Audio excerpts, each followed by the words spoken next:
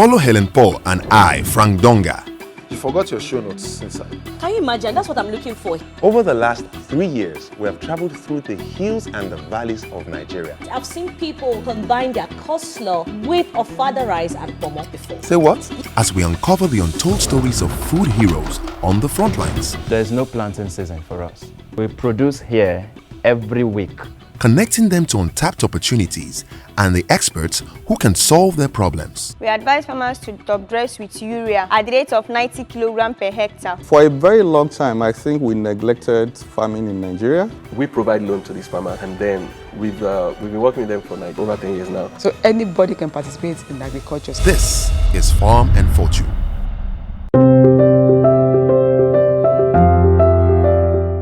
Abdullahi knows farming like the back of his hands and has built a business from storing and distributing grains.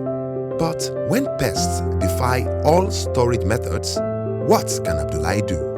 Sunana Abdullahi Sani Hassan, kuma ɗaya ne daga cikin jami'ai na wannan kasuwa da take nan Laranto, wadda tana cikin jihar Filato kuma a ƙaramar hukumar Jos ta Arewa, wanda na shiga wannan aiki ne tun shekara ta 1992, wanda na zo a ƙarƙashin mahaifin mahaifiyata, kakana kenan, wanda ya haifi babata, wanda shi ne ya ɗauko ni daga gida bayan ina makaranta ya ce in dinga zuwa kasuwa. To tun ana tura mu muna zuwa kasuwar ƙauye mu siyo kayan muka kawo mu sauke shi ya sayar, har kuma yanzu an wayi gari mu muke zuwa mu siyo namu ne kuma mu kawo mu sayar. To wannan shine yadda na shiga wannan harka, sannan kuma a takaice yanzu ina da shekara ya kai 31 ko da 2 a cikin wannan harka ta siyan kaya da kuma ajiye shi, ta yadda idan an ajiye a lokacin da aka yi girbi, to lokacin da kuma damuna ta zo akan fitar da shi don a sayar kafin kuma sabon kaya ya zo. Akan fuskanci matsaloli idan an ajiye kaya, kamar wani lokaci akan yi rashin sa'a, abin da aka siye shi a lokacin da na bazara ya zama kuma a lokacin damuna ya zo kuma bai yi daraja ba. Ana fuskantar wannan matsalar, sannan kuma idan aka samu maganin da ba a yi dace ba wanda ya zo bai yi kyau ba, to kayan yakan samu lalacewa ta hanyar yin ƙwaro. Waɗannan hanyoyin su ne hanyoyin da ake samun matsaloli a irin wannan harkar. Kamar misali da yanzu idan mutumin da ya ajiye kamar buhu 100 na wake ko na masara, to akan iya samun matsala ta yadda zai iya rasa kamar buhu 15 zuwa 20 idan ƙwaro ya taɓa, ta yadda in ya taɓa ɗin zai zama ya lalata wannan.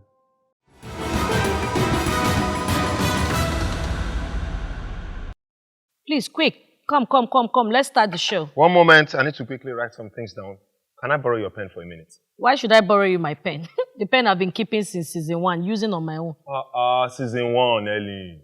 Well, if that is true, that means your storage skills are out of this world, though. Before, Uncle. Just like our farmer, Abdullahi, storage is my business. You can say that again. If you consider what Abdullahi is going through, what would you rate him over 20 for the magnitude of his problem? Magnitude of his problem. I would score him 16. 16? Yes. Not bad. He's going through a lot. For me, if I consider his morale, I'll rate him 13 over 20 for farmer attitude. For me, 13 is still low. Because that problem is too much. How would he solve everything now? Well, there's only one way to find out. Let's go and check out Abdullahi right now. I'm Frank Donga. I'm Helen Paul, and you're welcome to Farm&Fortune.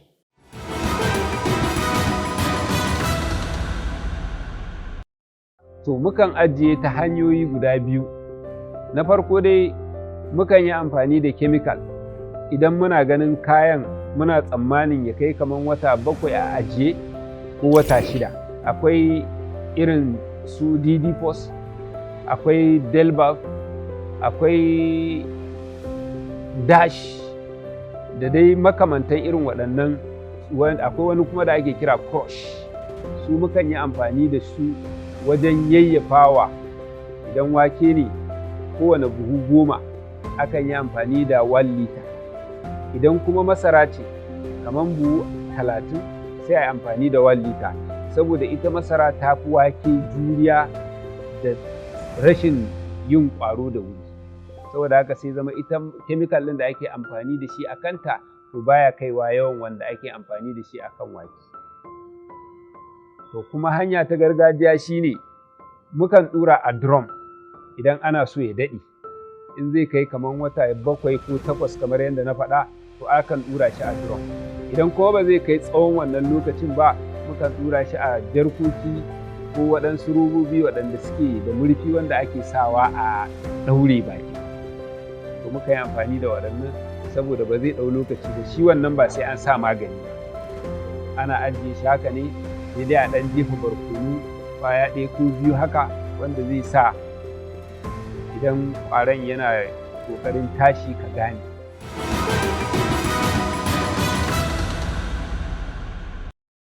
Have you ever bought beans at the market, raw beans that is, and there was this such strong odor that it almost seemed as if a rat died inside? There, you probably have experienced the effect of poor storage techniques. Thankfully, our guest on today's episode of the show understands both the problem and the solution. He is Dr. Zidafamo Ebiaride, a seasoned scholar and researcher from the National Agricultural Seed Council, NASC. Let's welcome him. You're welcome, sir. Thank you very much.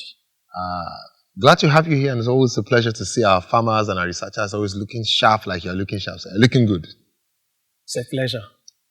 You've seen the documentary about our farmer, Abdullahi. Yes. He employs different techniques to make sure his grains are in good order before he takes them to the market. As a researcher and an expert in this field, what do you think about his techniques? Do you approve of them? And yeah, I watched the documentary and saw the way he stacked from even the start of the stacking. There is an issue because there is no space within the stacked grains that you can walk around to even listen to whether the grains have been infested by weevil. Because there is a technique that you adopt to know whether the grains you've stored there have been infested by weevil. In the cool of the evening, if they are infested, you will just hear the rattling sound of the activities of weevil. So by stacking them without any space to move around, gives a disadvantage to how you monitor the grains you store there. That is why one thing I noticed. Interesting. And how effective are these methods for preserving farm produce, especially the one our farmer used? Yeah, the one that our farmer used, they are effective. They use chemical preservative method. So it can take care of the immediate infestations that may come as a result of the activities of weevil. Is effective. And also he mentioned about the use of pepper. That is one other local way of really using it. But these days there are treated bags, grain preservation bags that are used. Those ones, you just go, you don't need to apply any other chemical, you just use them straight away. But one thing I want to mention is grain storage quality grain storage starts from the harvest. If the grains you harvested are already infested from the field, it becomes a problem. They continue in the store. One other thing that I want to mention, it may not necessarily be the weevils or insects. Grain itself is hygroscopic. That means it can absorb water and expel water. So one of the basic things a grain aggregator needs to do is to ensure that you don't place the grains on the floor. You have to have a little elevation which we call pallets. You put them on the pallet so that there will be some level of aeration underneath, so that they will not absorb the coldness from the floor. You notice that many grains they stack that are on the floor. The ones on the floor get damp and moldy faster than the ones that are off. That is the effect of absorbing moisture. So they need to put their pallets on the floor before they stack. And also we look at the temperature of the storage environment, the relative humidity of the storage environment. These are things we look at within the store environment so that we will be able to balance them and ensure that you have a longer storability of these grains in store. All right, ladies and gentlemen, we've been talking about storage and the quality of grains. But right now, we need to take a moment and check out this beautiful DIY hack for you. We'll be right back after this break. Don't go anywhere.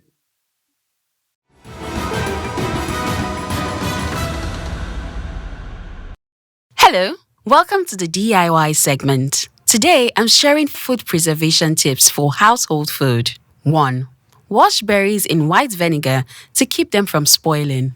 2. Bury your carrots in sand or sawdust to keep them crunchy. 3. Separate onions from potatoes to keep both from spoiling. That's our DIY hack for today.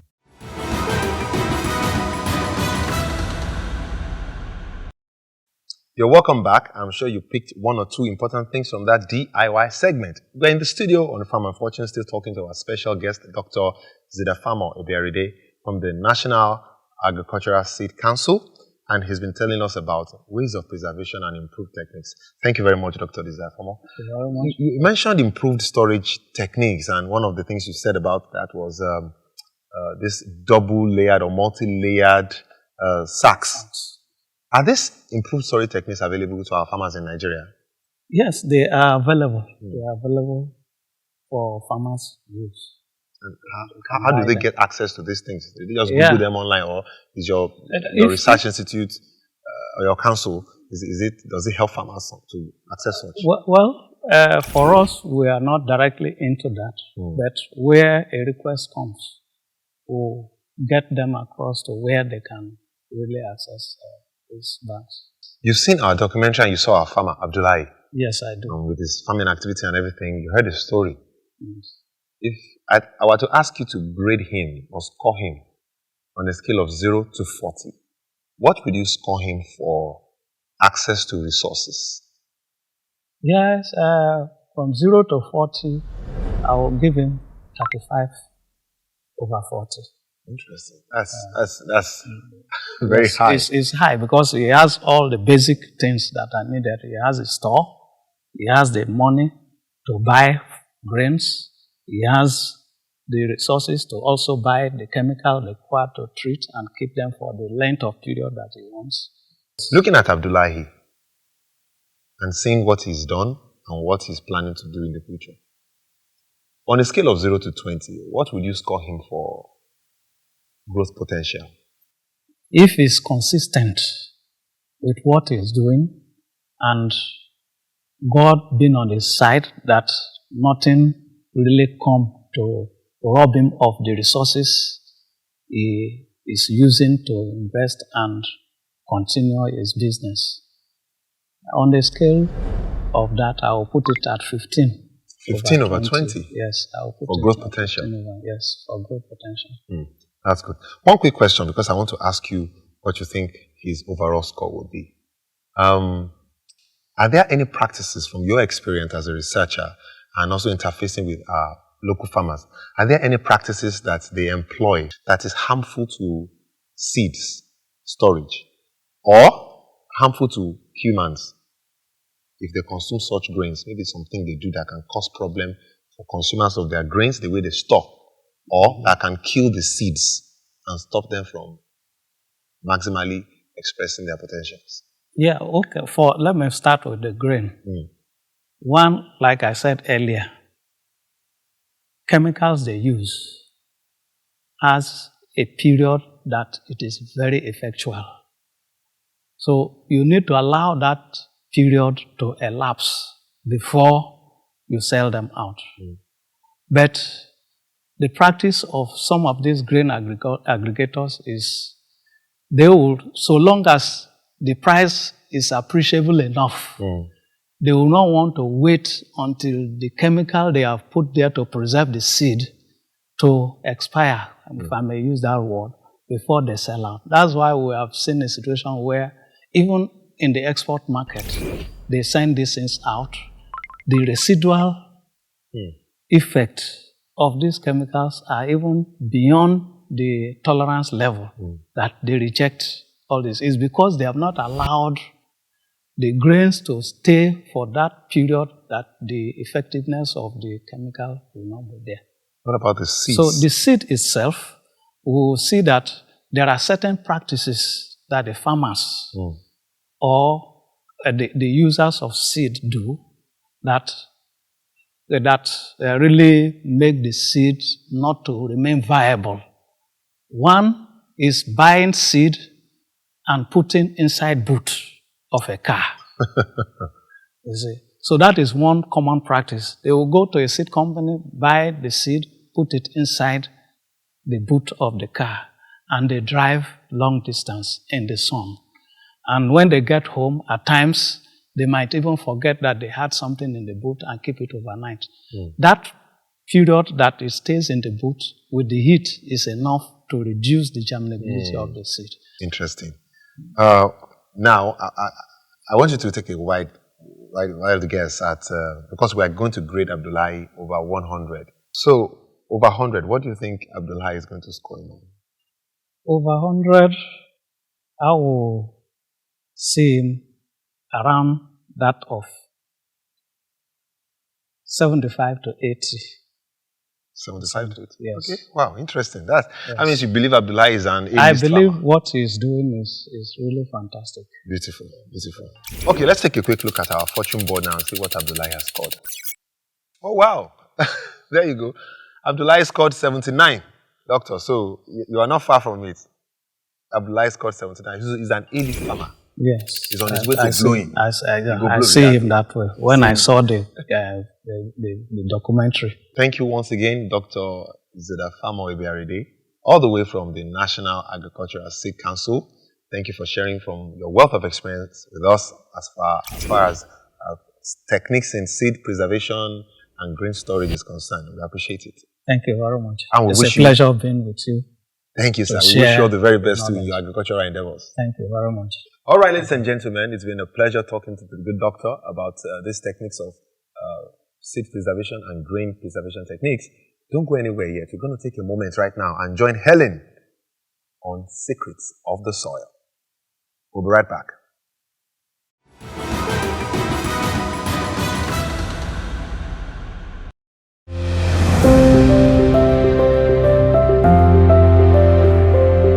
Asalin dalilin da yasa muke ajiye kaya, ana ajiye shi ne saboda a lokacin kaka ana samun shi da yawa. Idan kuma ba a ajiye din ba to lokacin da damuna za ta zagayo, lokacin kowa ya tafi gona to akan iya zuwa a rasa kayan. Mutane da yawa sukan ɗauka cewa muna ajiye kaya ne don kawai a samu kuɗi. A'a, wanda kuma mu muna ajiyewa ne ba don kawai a samu kuɗi ba, don ma mu magance matsalar rashi a lokacin da damuna ta shiga. Idan ya zamanto cewa guraren da ake yin noman aka yi kawowa kasuwar ya zama kasuwar ya yi ƙaranci, to wanda muka ajiye sai mu dinga fito da shi kasuwa don kar ya zama mutane sun zo ana nema a rasa.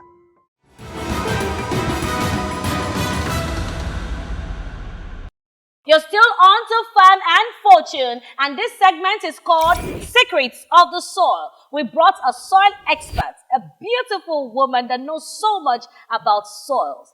Please welcome no other than Eberechukwu Marian Ugadi. Good to see you, madam. Thank you, ma'am. And thank you for coming on the show. Thank you, ma'am. So what secrets are you giving us today?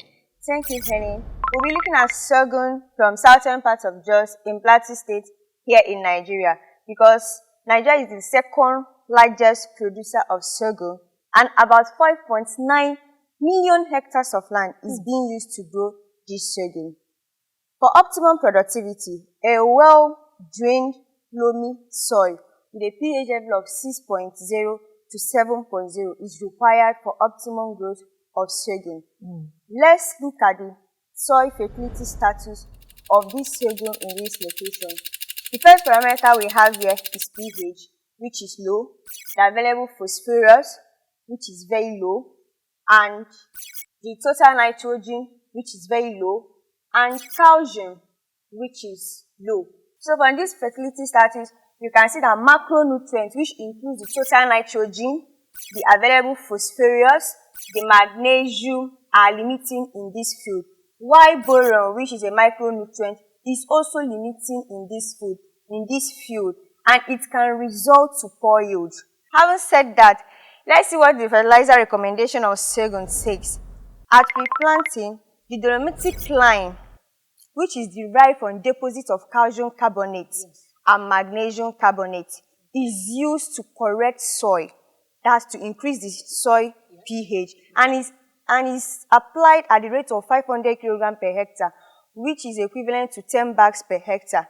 10 bags of, is it 50 or 25? 10 bags of 50 kg. Okay. It is important that a maximum of 3,000 kg per hectare is applied per season. It's also important that farmers should always check for the quality of this lime before application. This is where the right source comes in now, because right source of any agricultural input is very important. Then they should also take into consideration of 20 to 24% of calcium and 10 to 14% of magnesium. Then at planting, it is recommended that NPK 15-15-15 at the rate of 290 kg per hectare, which is equivalent to 5.8 bags of 50 kg, is applied. Then going forward... Applied during planting? Yes, at planting. Okay. Then moving forward, farmers are advised to top dress with urea at the rate of 50 kg per hectare, which is equivalent to 1 bag of 50 kg. Okay. This application should be done 30 days after the crop has emerged. Then it is also required that farmers should top dress with urea at the rate of 50 kg per hectare, which is equivalent to 1 bag of 50 kg. And this second application should be done at 45 days after crop emergence. If the farmer should follow this fertilizer recommendation and good agronomic practices, his yield will increase from 0.9 tons per hectare to 4.0 tons per hectare, thus increasing his income. Thank you. Thank you so much. You see, on Farm and Fortune, we're always getting you experts to give you information. Don't go anywhere. We're going straight to Banter. See you there.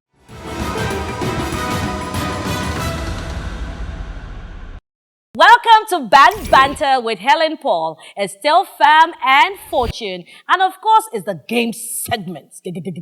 I have two wonderful people with me. What's your name, please? Aworu Shei Elizabeth. Aworu Shei Elizabeth. Fantastic. And what's your name? My name is Courage Ben James. Courage Ben James. Ben James, Courage. You must be very courageous. Good. Are you a farmer? Oh no, I'm a call myself an agricultural enthusiast. Agricultural enthusiast. Do you have an ID card to that? It's coming soon. It's coming soon. And what about you? Same. And I have a question for you. Why do you think it's so difficult for Nigerian farmers to embrace new storage method? Well, it's very difficult because most of them are used to the conventional methods, and trying to cope with this technology 21st century is so difficult for them. Because the technology is the key. The notes. What about you? I feel first of all, most of the farmers don't have access to information that this method exists. So there's a massive need for those that have access to this information to share, just like a show like Farm and Fortune.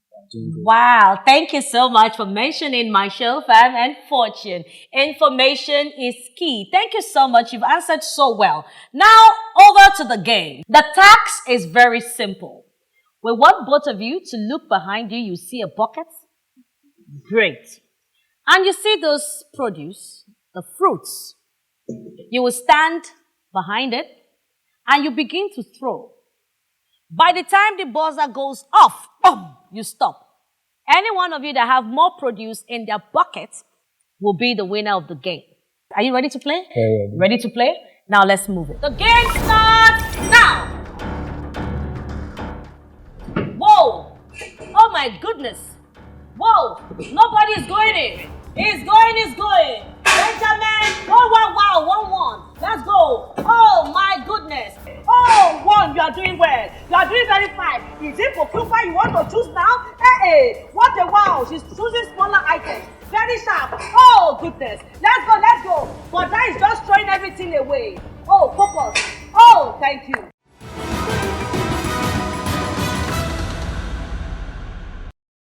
Wow, a tough game. All right, so let's see. You have how many? 1.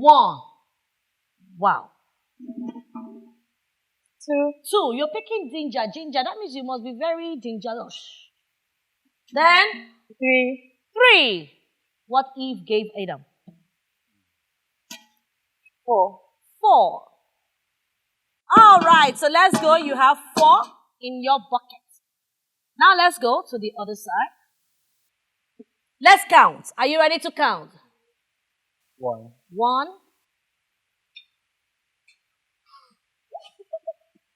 It's so obvious that the winner is Elizabeth. Congratulations, Elizabeth!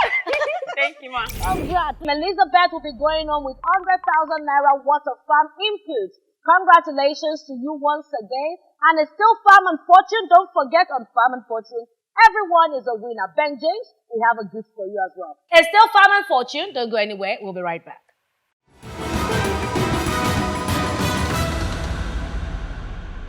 Wow, that was so much fun today on the show. Storing food produce is not easy. I have to handle it too with care when storing. Yes, so I bet our viewers won't handle their vegetables anyhow after today's show. I promise, even me, I would go and practice. That's it for the show today. You can keep up the conversation with us on our social media handles at Farm and Fortune on Instagram and YouTube. Definitely. And my name is Ellen Paul. I am Frank Donga. See you next week.